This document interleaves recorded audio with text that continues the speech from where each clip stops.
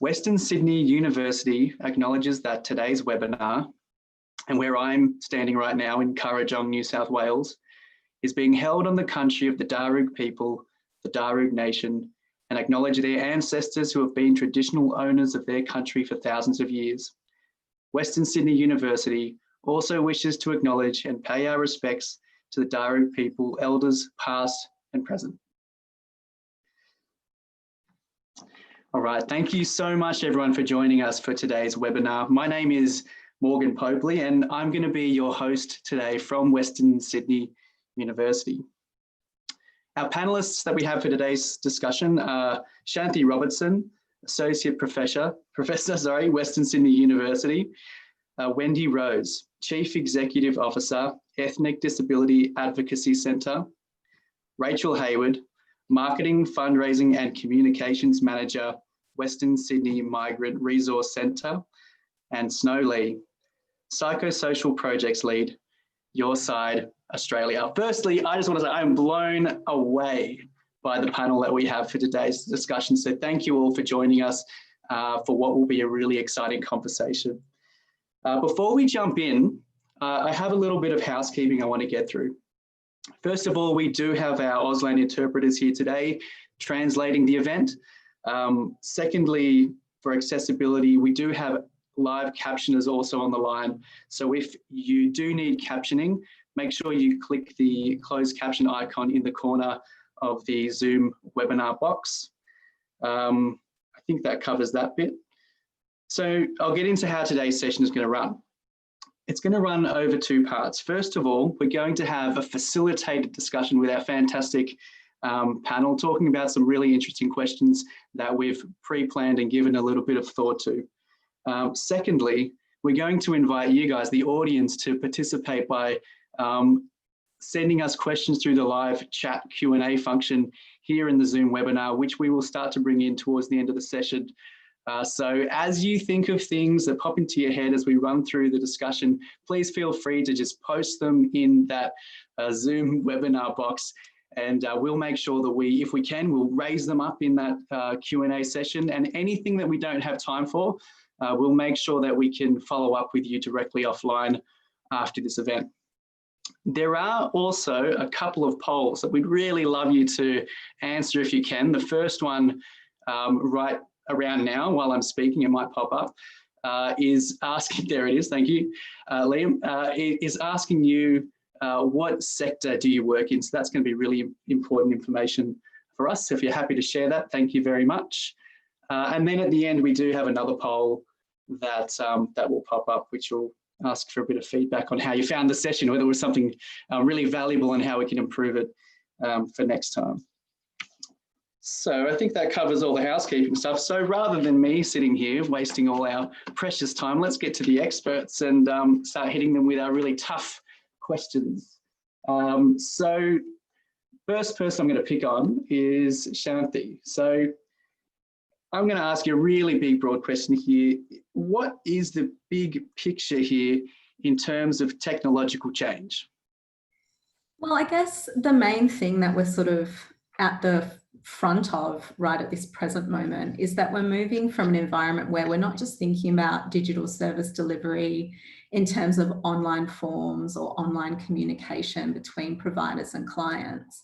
We're looking at a future where automated systems are going to increasingly be used to actually make decisions about service delivery, potentially even eliminating a lot of manual case management and manual admin processes for various parts of the sector. So obviously there's huge potential there for efficiency and for workers to spend more time on more strategic work or more creative work.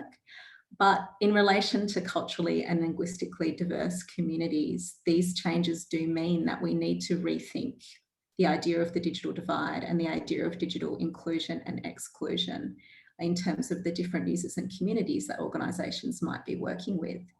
So existing understandings of a digital divide or of digital inclusion, I don't think we're yet at the point where we've built in these understandings of new technology into these conversations, and particularly where technology use and culture intersect. I think we haven't fully accounted there yet for the impact of automation and artificial intelligence. So often in the research literature, when we talk about digital divides and digital inclusion, we focus on access, literacy, connectivity, and they're still really, really important foundations.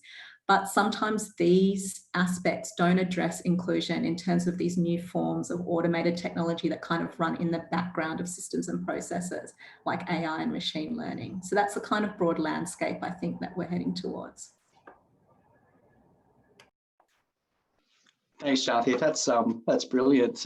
We might move, because of time, we might move into our next question. I'll start by, this is directed to everybody, but we'll start maybe with you, Wendy, if that's okay. What are the challenges of technological change in the sector that each of you are seeing at this moment, perhaps particularly with regards to COVID? Okay, I guess we're a very small organisation that covers the whole of WA. So we're just in the process of digitalising the organisation. But our staff haven't got the training on how to do that effectively. So with COVID coming into being, we were fortunate in that we already had introduced VoIP. So moving staff to work remotely worked really well. Having to connect with clients made it really easy. But what was happening is our IT infrastructure is not robust enough to work remotely across a state where there's all kinds of stuff that happens. Unfortunately, for a lot of our clients, they have smartphones but don't know how to use them effectively, apart from telephones, using WhatsApp, and they reported to us that that's what they used during the COVID time to communicate. And also, they take photographs. When everybody was in lockdown, they'd take a photograph of a document they'd received, email it to us. So they know how to do that, or they'll send it on their phone. But that usually is the subtotal of their literacy levels around IT. In the regions and remote areas, some people don't even have a telephone, let alone a computer. And then we start talking about assistive technology and how that can help people communicate when they have a disability. A lot of our clients are not even at that point of understanding how that works. And that's been a real challenge for us. And particularly at the moment, all the remote communities are in lockdown in WA. So even trying to have face-to-face conversations, assisting people. And when your phone is taken off you by another family member, then someone has to help them just download MyGov again, because they don't even understand that the process is involved for that. So it is really, really complex for us. And we're struggling as an agency to work through some of that, some of those issues. One of the things we have done is moved peer support groups online. So we started to train up some of our clients on how you do that effectively and how safe an environment it will be with the right, I guess, safety precautions in place. So they've started to use that and are quite familiar with that now, but that's a very small percentage of our client group. So I guess that's where we're at this stage. We've just got funding, I've got to say, to actually help us with the digital world. Brilliant. Thank you, Wendy. Looking forward to seeing what you can do with that digital funding. Rachel. Thanks, Morgan. Same question. Same question. Thanks, Morgan. I would say that there are many of the same issues overlapping with what Wendy has already identified. And ironically enough, those three kind of key challenges for us working at the MRC definitely is accessibility, capacity and literacy and connection. And as Wendy articulated, that's where we're at the moment. That's where our focus. It's not around automation and artificial intelligence. We're helping communities settle in the first 5 to 6 years in Australia, and there are so many systems to navigate, let alone kind of English language and devices and systems, and an email address, I think, is at its most simplest something that we take for granted, yet within our refugee and migrant communities whose systems overseas are extremely different. There's a lack of understanding, and it's about building capacity in that space. I think in the last, specific to the last 8 months or so, we've seen the ability of community to definitely upskill and use new platforms like Zoom and WhatsApp in different ways in order to maintain connection with their loved ones and family, friends and community. Community plays such an important part within the refugee and migrant community within itself. But what we've also found is that those fault lines that existed have been amplified during COVID-19, and those that are vulnerable before are even more vulnerable now. And the use of perhaps technology in those instances is extremely complex, and often, like, you know, as simple as owning a phone or a computer, again, as Wendy said, those barriers and challenges exist.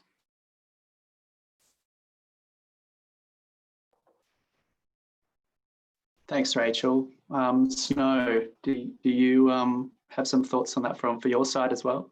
Yes, so we have been providing services for 20 years, and 20% of our clients are from a CaLD group. So when we are taking things online, it really highlights a different approach that you see from our CaLD group. So I want to highlight the differences in the service delivery adoption process, the difference between the CaLD and non-CaLD groups. So first of all, we've seen there's a different approach to privacy. So when we say things, we are moving things online, there's a different, there's a barriers in the CaLD group. Okay, when you're talking about online digitalization, are my documents safe? And when we say privacy, they seem to consider the different bodies differently. So when we see in the general population, for example, in the CaLD group, they don't consider there's a private issue when they exchange documents among themselves. So they will have very tight peer group and they can exchange information, share their contracts, and that's fine. But when it's about sharing these documents and knowing that these data will be recorded in a government platform, that's when the distrust comes in, which is opposite for the mainstream community, where you don't just share your information privately with another person, but I consider sharing my document with the government platform safe. So the privacy is different. The second difference is the use of technology. So when we say technology here, when we say that you email, Zoom, it's still very much a sort of like Anglo-Saxon technology platform. So you will have Chinese community say, why can't you do it on WeChat? We have this huge group with 60 people on WeChat. You can just start, even with your voice, doing a workshop on WeChat. But that's, again, when we're doing service delivery, that's not something we can just easily pass by. We have to get approval and thinking about, okay, which mobile phone account are we using? How are we going to install the WeChat when we're responding to this request? So the technology use is also different between CaLD group and the mainstream community. And within the CaLD groups, we also see different type of, depends on the generation, different groups. We have community in the Kazi community, they want to use Telegram. So they used to using Telegram to interact with their government, to share information, to get things done. You have the Chinese group wanting to use WeChat. And within the Chinese group, you have different generations as well, who are more used to one type of platform compared to the others. So that's, again, highlights the individualized approach that we need when engaging with the CaLD population. So that's the observation that we had when we're transitioning everything online. Wow, that's amazing. Thanks, guys. Shanthi, do you have anything you want to add to this question? I just want to bring together like the really interesting range of experiences that our panelists have brought up across their organisations. And I think what they really reiterate is a really key idea that there's nothing culturally neutral about technology. And often in the West, we can assume that ideas like privacy or like data or consent, or that a platform, a particular app or a piece of social media, we can kind of assume that there's something culturally neutral about these concepts and tools, when actually there isn't. There's very different cultural perspectives and a very different range of experiences and contexts that come to bear on how people use technology, how they access it, what their capacities are. So I think that's just really important contribution to the conversation across all three of our panelists' comments. That was a lovely way to wrap that up. Thank you.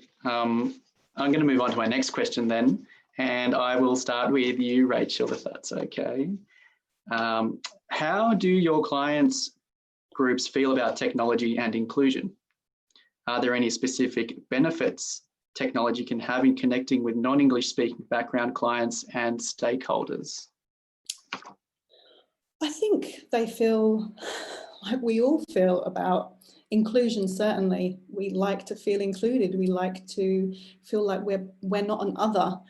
I think, again, it's very difficult not to talk about COVID-19 because it's just so relevant. But I think in the past few months, I think the community have been excited about learning new things. I think we were so focused before on saying that, you know, individuals don't perhaps have the capacity to do that. That's not where their focus is. But yet during a pandemic, we have had to, you know, it's been a necessity.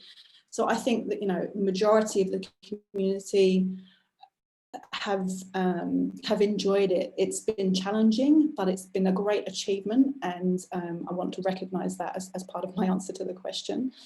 I think the power of Zoom and FaceTime has allowed us all to connect, and especially with communities, you know, with family overseas. I think there are so many places and spaces that we now need to exist in, and often they are, you know, have English at the core of those spaces, and the email address that we keep kind of referring back to.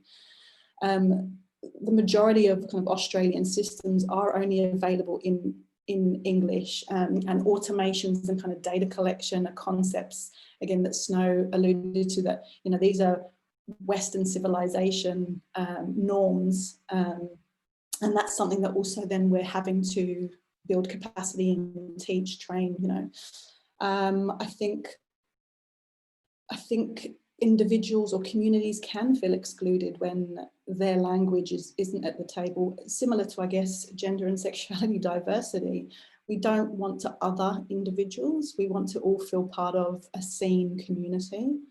And I think I also would like to say, you know, that technology and inclusion in one country for many individuals, when you then come to live in Australia, under whatever circumstances they may be, that life is very different. And I think being asked to go on a technology journey, because that's what it is very challenging, alongside all of the other things that perhaps, say, our refugee community are going through as well, you know, mental health, disability, displacement, trauma, torture, etc. So I think when the question specific to, you know, how do people feel about technology, I think, you know, aspirational. We all want to learn something new and learn different ways to connect.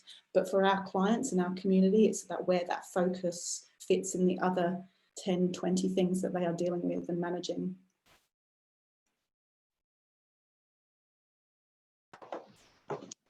Thanks, Rachel. That was really appreciate being so open with that. That was brilliant, this whole session. Anyway, sorry, that's me just gushing. Snow, how do you feel about this? I guess there's two parts of the question. The first one is the inclusion part. Second one is the whether technology can be an enabler in this help facilitating the conversation between stakeholders. So for the first part, the inclusion part, I want to use a story to illustrate the inclusion part.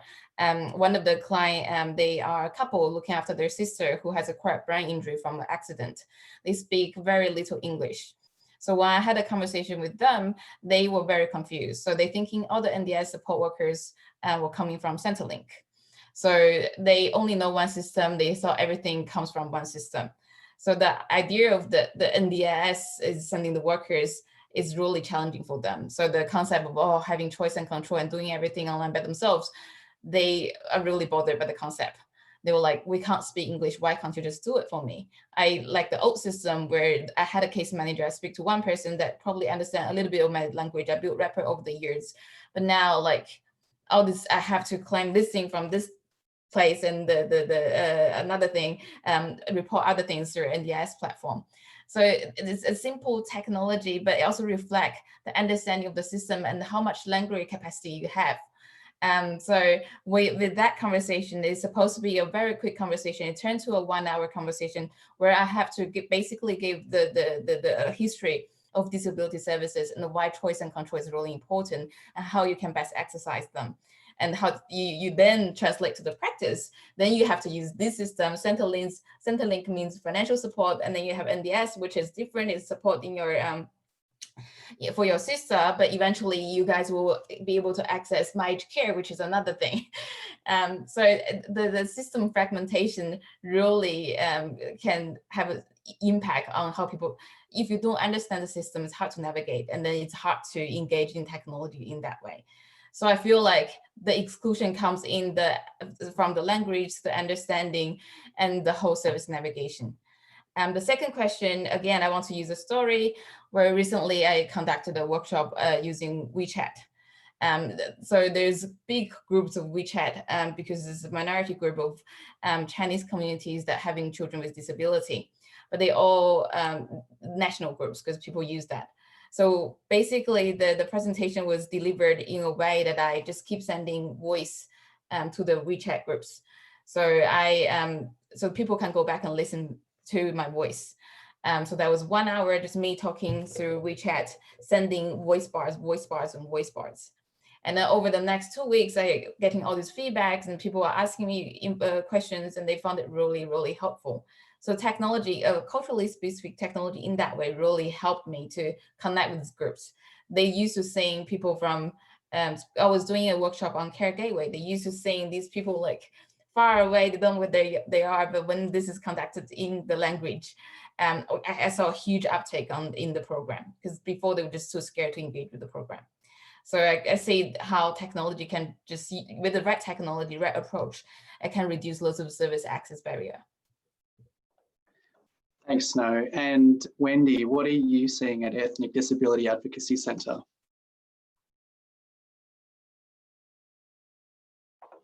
You're muted, Wendy. I might just need to get you to, thank you. You're still muted. I think it's my technology because it keeps going back. Perfect. There you go. That's what that funding will go really well for. Yes, that's right. I agree, in particular with, I guess, in terms of who our cohort is, which are migrant and refugee people with disability, their families and carers, but also Aboriginal people in the northwest of the state. Some of our clients saw the COVID-19 restrictions their opportunity, because what we did was we tried to encourage them to say, let's do some stuff online. So some of our support groups that met face-to-face, our staff gave them instructions on how to actually engage in an online peer support group. We set it up for them. We would be sending e-newsletters. So those people are now keen to learn more about how you can do this, which they've also recognized as being a forum where they can engage with other people in similar situations to themselves in language. It's also a safe space for them. But, you know, like a lot of our new arrived clients, they're still trying to cope with the fact that somebody in their family has a disability. They don't understand the way the system works. So a lot of our work is spent helping people navigate a system. So the use of technology at this stage is not a priority for them. Their priority is, how do I cope in this new environment? For those people who've had a child born recently with a disability, there's all of those other issues that impact on their ability to connect with others, particularly if there's lots of stigma and shame attached to that, and how they withdraw from their community, but we want them to have some form of connection with people who will give them really good supports. So it's those conversations about moving people forward, but walking alongside them as you do that, so that they feel safe. Because unfortunately, at the start of the announcement of the pandemic, our clients weren't given accurate messaging around what you needed to do around the restrictions. So we went into overdrive in contacting every single client and recently exited clients to say, do you understand the message? And no, we don't. The government told me to stay at home, so I'm at home. Now what do? I need to go to the shop. I need to get services and supports for my kids. What am I going to do? My kids have been told they can't go to school, but I don't understand the education system, so I don't know how to help them. They've brought back iPads. How do I use? I don't know what this is about. How do I use it? So it's almost like we have to go back to the beginning, because they've never been included in any of the conversations, in any of, we weren't even consulted when the messaging went out to say, how can we best send messages to people? Because again, an assumption is made that everybody listens to mainstream media, they watch TV, and it's all in English. But how do you connect with people? So a lot of people did feel excluded from that process. And so did we to some degree. Because we're a specialist organization, quite often government go to the body that they believe will support everybody with a disability in WA who are doing in that advocacy space. But the reality is they do not support the client groups we support. And that's a real challenge that I think everybody needs to address. We're starting to do that in WA through our task forces, because I think government's got the message loud and clear. Thanks, Wendy. We'll move on to our last question before we get into the live Q&A. And this one's open for everyone, but I'll start with Shanthi. What are the benefits and challenges from the point of view of the data we can collect to drive organizational goals?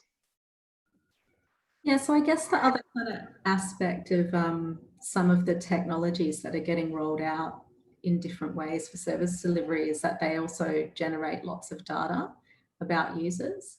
But I think, as a lot of our panelists have already identified, how useful that is to organisations really depends on what resources organisations have. So big data isn't really useful or accessible to everybody out there in the sector. And sometimes the more big data you have, the more you actually need skills and resources to be able to make meaning from it and understand it.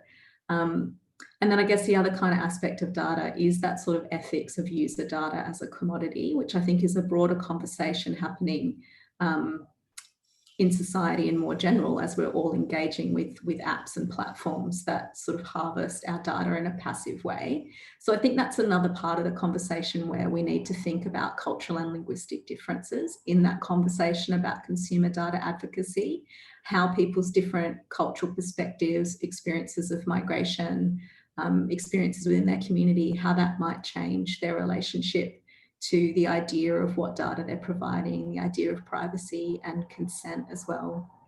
And there's also mounting evidence from lots of other systems around the world that the profiling of certain groups, particularly groups who are already socioeconomically marginalised through data in order to target services, can often have the consequence of making some inequalities worse. So that's another kind of thing that we need to think about when we talk about the capacities and challenges of the use of data. Snow, would you like to respond to that next? Yeah, I guess that I want to talk about this question in 2 points. First, from the organization's point of the data collected from the CaLD group. Second, being the data collection in general in disability space. So for the first point, I guess I wanted to say more data to be, so for some of our program, we have standardized data collection. So it's really for government reporting, but it doesn't really help to inform service delivery. As we already talked before, there are gaps where mainstream and CaLD groups access service differently, approach services differently. So I do want to see more of personalized, not personalized data to be collected, but with the consent to then inform more tailored, individualized, person-centered service delivery to different cultural groups. So if we, in the system, can note that this group prefer to, we have this peer group, for example, they prefer to be connected to certain peer groups. That will be a very helpful information that helps us to better deliver person-centered cultural-specific services. And to the second part, which is the data collection in general in the sector, which is Shanthi also mentioned very briefly, but we have new players in the field, which we didn't have before. So if you were talking about 5-6 years ago, we had ADEC, and that was standardized data collection. We need the minimum data to report. That was the data collection purpose. Whereas now it's an open market. You have big private organization. At the same time, you have startup collecting people's data, people with disabilities data through apps, plan management apps. They are collecting how people are using their plan, what sort of services do they need. And these data eventually will be used to inform the startup's next step. So these players are very new in the field, but I don't think people are aware of the potential consequence of the data being collected and to provide stickiness for their startups platform. So I guess that more of the discussion around that should be happening now than later. Thanks, Snow. And Rachel, how would you like to respond to that question? I think as an overall theme, I think that the data collection for us falls into kind of a couple of streams. We also have a specific software to capture our client data, and we then use that to report to government and funding bodies. And it's something that dates pretty quickly, and that we need to make sure that we're updating it and making sure that we understand the power of the data. And I think the analysis of data, I think as a sector and as an organisation, we're definitely improving in that space, and we're actually undertaking some research of our data at the moment. I think consent and an understanding from a privacy perspective, I agree with Snow. I think that needs to be an area of focus, and individuals understanding data collection, not only by us, but the other powers that be, and how that data is used. And I guess the intricacies of their access to their own data. So I think that's, again, on a priority scale. I'm not sure that, that is something that we need to maintain and be checking for ourselves, but making sure that our clients are aware of that. I think the other point that I wanted to, from an organisation perspective, we are utilising and getting better at data collection in order to provide gap analysis, and so we are using it. I guess different to Snow, but we are using it to make sure that, how many queries are we getting in what streams, in order to, better facilitate conversations or groups or connection to those that we're perhaps not currently funded to do so. So it certainly informs us at a strategic level. But yeah, I think that probably covers it off from me. Thanks, Rachel. And Wendy, do you want to close us out on that final question? Okay. For us, data collection is really, really important. I guess the one is that, like all of the agencies that are funded, you have to provide data, the minimum data set to your funding providers.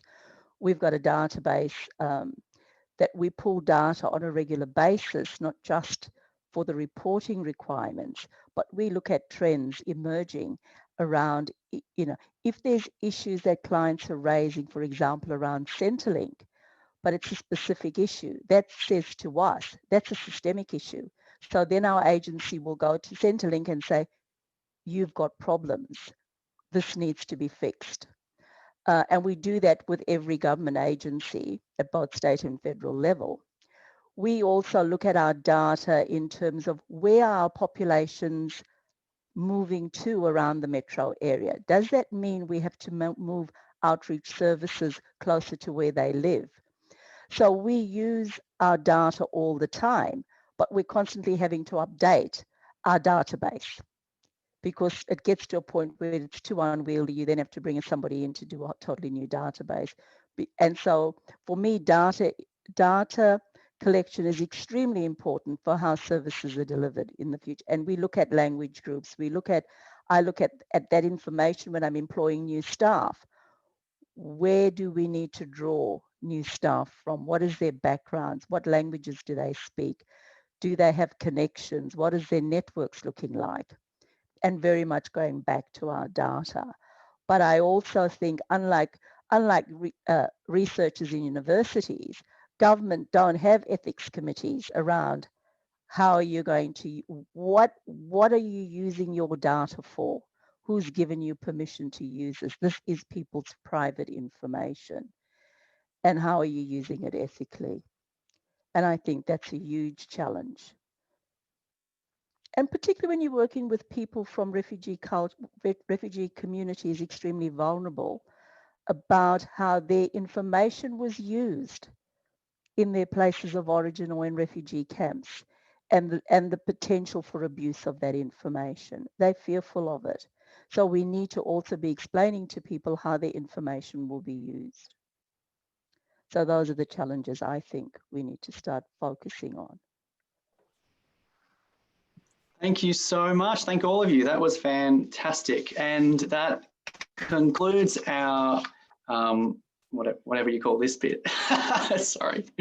That concludes this section. Now we're going to move on to the really exciting and the live Q&A, where you, the audience, get to put in your questions to the panel and we can bring them up for discussion right now.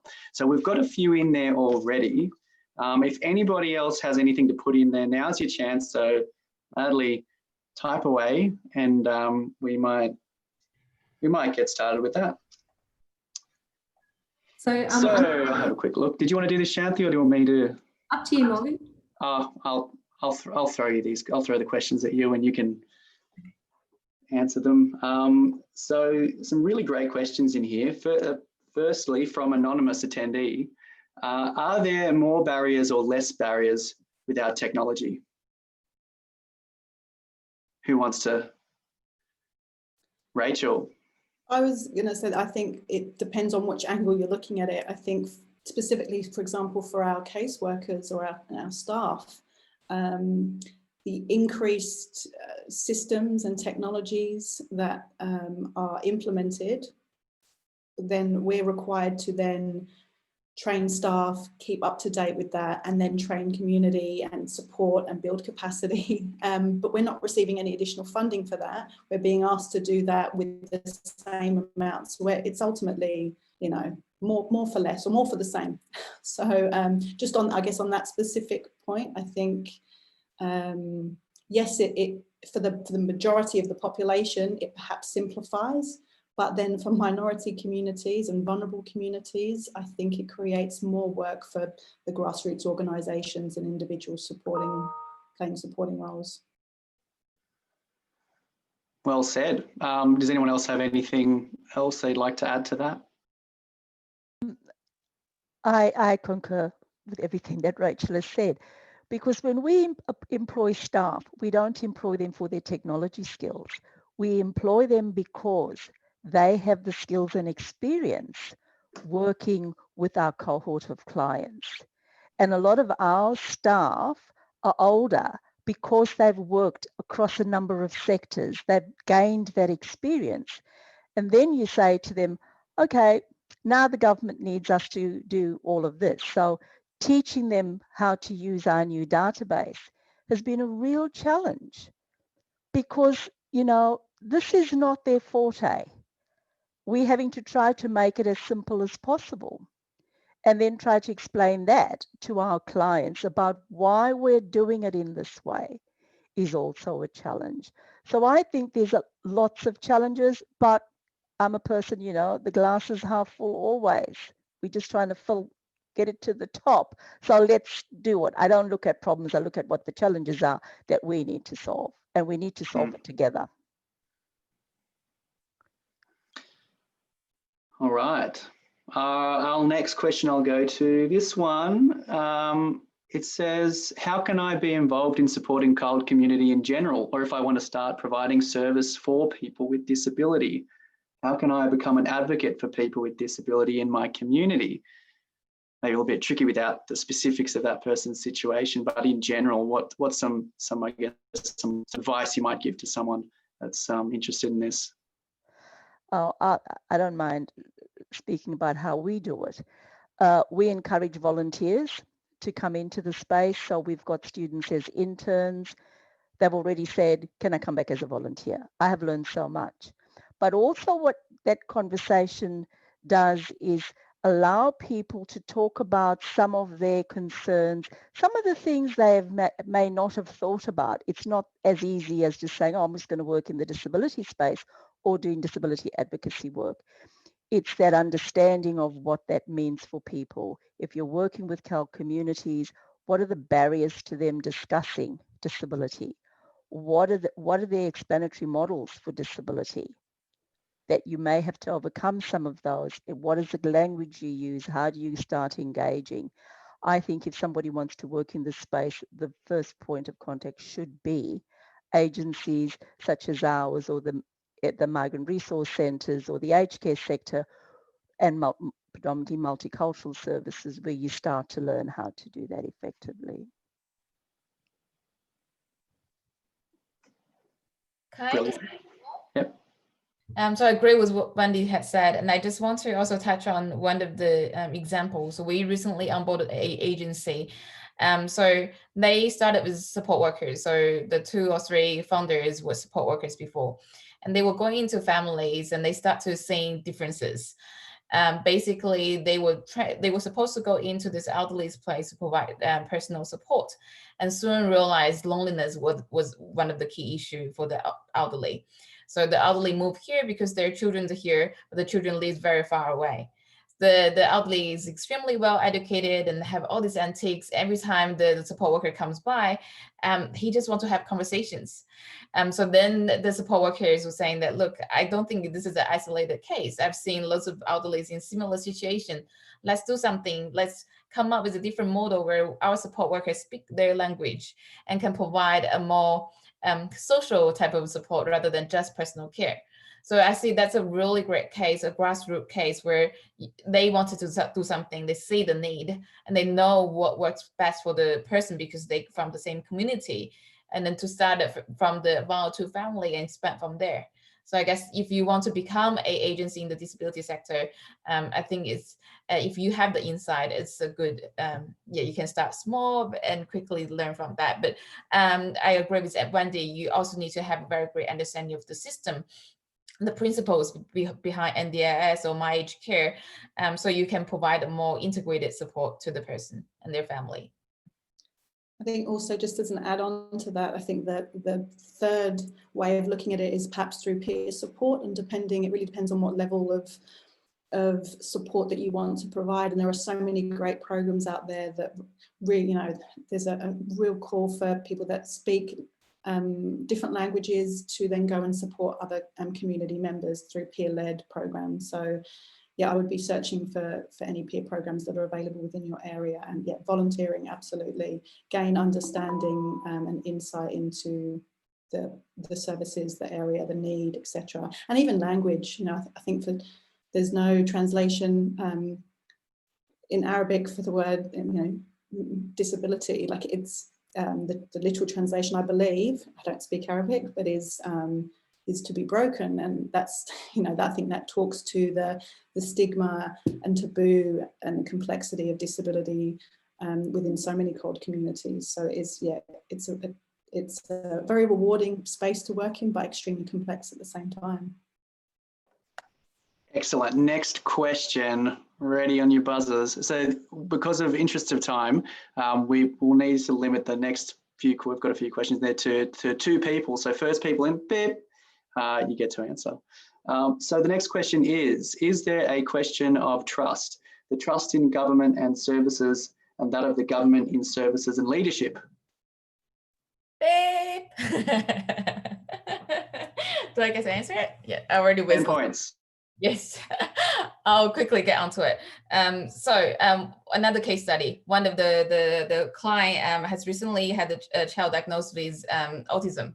So then she was in this really dark space for a very long time until she reached out. And her biggest fear is that information from the doctor will use in school and will affect how the child get a job in the future. So it really depends on the culture. I agree. I think Wendy touched on that as well. Refugees and culture where there's not enough trust in the government. When you're collecting data, this can be a real barrier and can be a huge barriers even from getting a diagnosis. So I don't think our government is doing enough of reducing these barriers. And I do think this is one of the gaps we need to address. And people are not taking up enough services because of the fear of how the data can be used and the mistrust in government. Done. I also think mistrust in government perhaps is gained in country of origin and how that has been abused there. So I think there's certainly work to be done in making sure that our clients and community understand how their data will be used, and not only by us, I think as Wendy spoke to before, but about government as well. That was really quick, sorry. Brilliant. No, so we're quick. Okay, so I can't even speak. Thank you to, next question, thank you to all the panelists for the interesting insights. I'd like to ask their experience and thoughts around digital inclusion and gender. Are women more excluded? And did you observe any shift in the role of children/youngsters in the families as the ones taking care of using technology for accessing the services? Yes, absolutely. We, I think, have seen two things on that point. And so one is an increase in vulnerability for single mothers in our community who, again, don't have the language or the skill, understanding how to navigate some of the systems, specifically with the period of time where we saw online learning was, yeah, a must. We definitely saw so many families and individuals that were impacted by that. But certainly women, for our refugee kind of cohort, there were a number of instances where there's only kind of one mobile phone given to the family, and that's usually held by the male. And so there was a barrier in just connection, and yeah, there were certainly concerns. So I know that the sector looked at that to make sure that that wasn't can continue during COVID and in the last 8 months. But yes, definitely a vulnerability for women.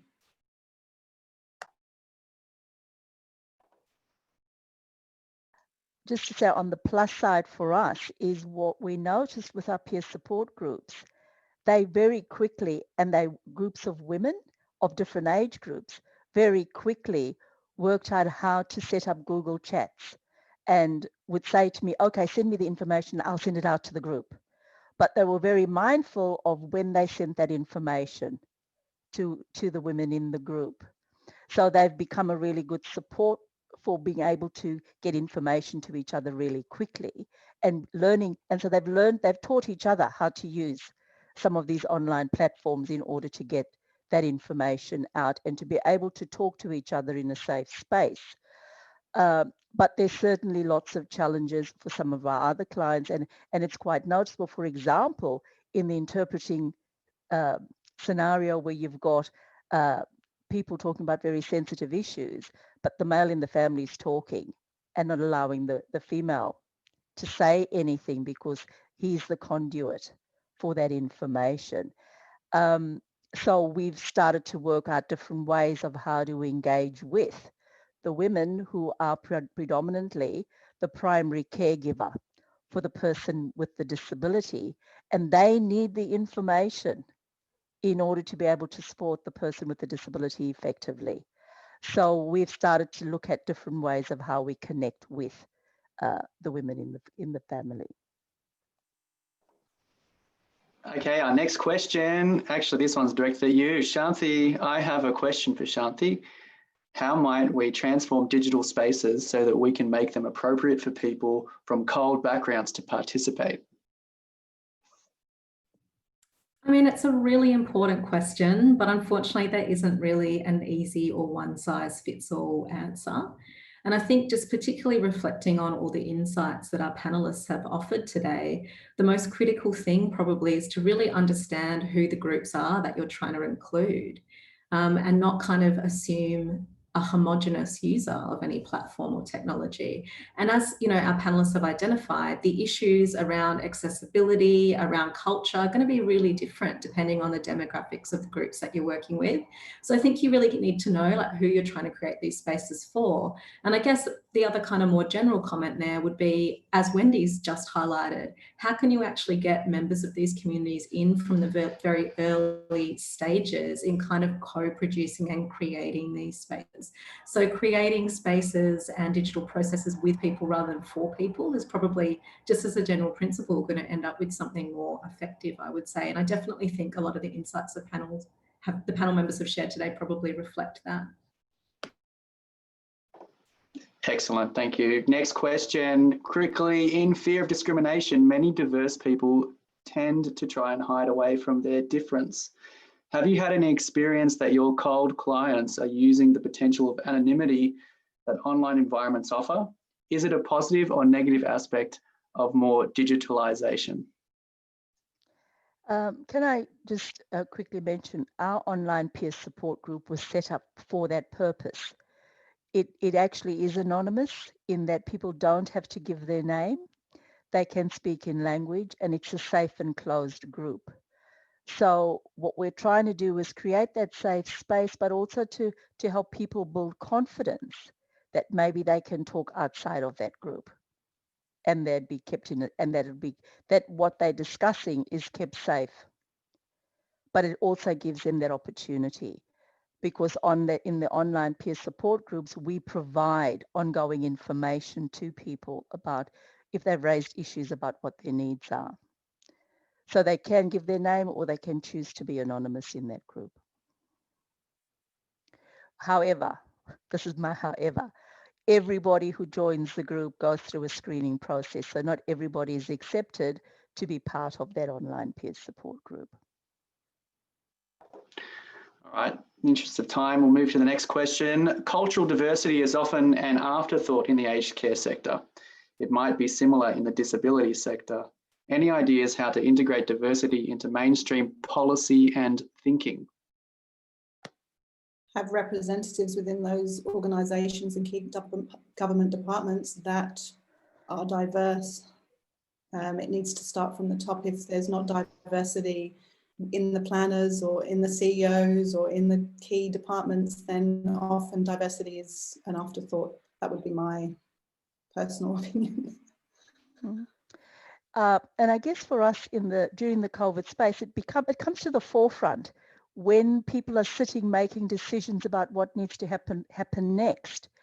So early on in the piece in WA, a disability COVID-19 response group task force was set up, but nobody from the multicultural space was invited to participate.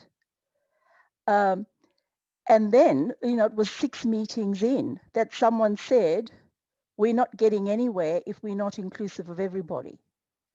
So suddenly, yes, we need everybody involved.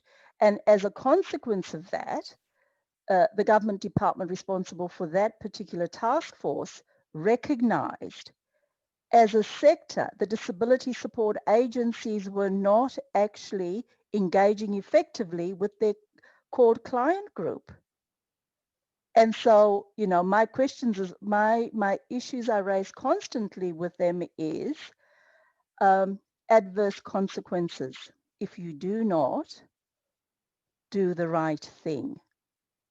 So suddenly I'm invited to all kinds of task forces. I can only cope with so many at the moment, but it's saying at least there's now an acknowledgement, because quite often if you're a multicultural service provider, you're not seen as part of the solution to problems. You are that group that sits to one side, and you get invited to things on an ad hoc basis. And my arguments is constantly, everything needs to be co-designed with the group you're wanting to talk to develop policies around.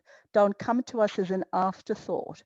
Don't come to people with disability of CaLD background as an afterthought, because you're trying to retrofit a system that's not working. You need to start from the beginning with everybody being included in that co-design and conversations. Thanks, Wendy. That's great, and also a great segue. We're going to have a poll pop up in the very short future, which will ask you about your experience of today's session. And while that sort of is getting sorted out, which we'd love you to fill out, we'll just go around to each of our panelists for one final, summarizing statement on this this whole thought piece. Do you want me to start? Sure, that'd be great. I think just as a brief kind of reflection, as we were sort of going through this process, it just made me think how useful these conversations are. So conversations with people from different organisations, from different parts of the country, dealing with different types of groups with, you know, different client groups and different needs, like thinking about those intersections and challenges across different spaces, I think is really, really productive. So, I mean, as a kind of optimistic way to end, I think that the dialogue in and of itself is a really productive thing, and it's been really interesting and illuminating for me to get to be part of it. Thank you. And then maybe Rachel, Snow and Wendy. Thank you. I echo Shanthi as well. I think it's great that we're here discussing it, and that I'd like to thank Western Sydney Uni for organising today, everyone that's been in the background. I think, you know, the digital divide is a real issue, and we need to look at long-term strategies to support implementations, automations, you know, artificial intelligence, how that works best for the CaLD community, how it works best for everyone, so that we aren't othered, so communities aren't othered. And so I think the more instances of inclusion we can see in society, both on and offline, I think the better we will ultimately be. Great, and I also want to highlight the importance of having the conversations between the service provider, the academic, and the policymakers. You can say that how that you could perceive a variable on the grassroots, it comes the stories present very differently. So I guess that this sort of highlight the importance of these workshops, of the grassroots experience of the service deliver, people sharing their experiences. That's it. And in addition to what everybody else has said, once again, I want to thank the University of Western Sydney to taking up this initiative, but being inclusive of people across Australia. Yet quite often decisions are made on the Eastern Seaboard that have a huge impact on people in Western Australia, but we've never been part of that conversation. And like Snow says, you need that intersect with research, government and community, because the research is important to inform the policy development, including the people who are it's going to have the greatest impact on. So I believe we do need to continue this conversation and look at how we collectively can address some of those challenges, but come up with, you know, some really useful solutions that are actually going to be tested and measured. Because it's all very well saying this is the solution, but how do we know it's been a positive outcome for the people we work with and support? Brilliant, thank you. That was fantastic. So to wrap up, before we wrap up, I'll just call out, we've got another more of a statement from Seb Dianati, which says, with the glass being half full, we are looking to develop a CaLD lab at UQ, similar to Monash's intercultural lab. He's given us the website, so we can share that with everyone maybe in the chat. And we would love to work alongside anyone who would like to build capacity in the digital CaLD space. Thanks, Seb. Well, thank you for that, Seb. That's really brilliant feedback, and we'll share that. Okay, so thank you to everybody to all our panelists. It's been a really brilliant discussion and Q&A competition right at the end. And thank you to everyone who's attended. Thank you to our wonderful Auslan interpreters and our captioners who did an amazing job translating everything that's being said so that we can be more accessible for everyone. Our next two webinars are coming up on the 11th of November at 6 p.m, which is Technology, Disability Service Delivery and Crisis. And our final webinar is on the 17th of November at 2 p.m, Creative Industries, Technologies and Diverse Audiences. So please keep a lookout for those. We appreciate your time today, and we look forward to engaging with you offline post this webinar. I'll get all the panelists to just stay so we can pose for a photo. Thanks, everybody.